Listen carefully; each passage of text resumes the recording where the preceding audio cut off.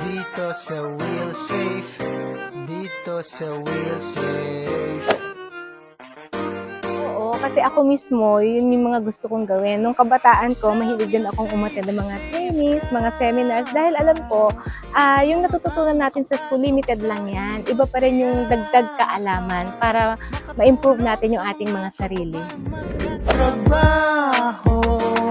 Sila ko yung talagang makakatulong sa ating mga kababayan, lalo na sa mga kabataan. Sana magamit nila yung kanilang natutunan dito at ma-improve ang kanilang mga sarili dahil hindi lamang naman yan para sa ngayon, kundi para din sa future.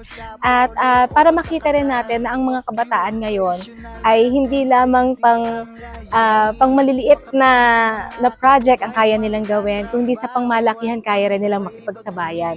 Basta ma-improve nila ang sarili nila, magkaroon sila ng confidence at tiwala sa sarili. Yan, dahil siya ay may propesyong kanyang pinangahawakan. Thank you sa Will Safe Training Center sa pagka-come up ng iba't ibang programa na makakatulong sa ating mga kababayan.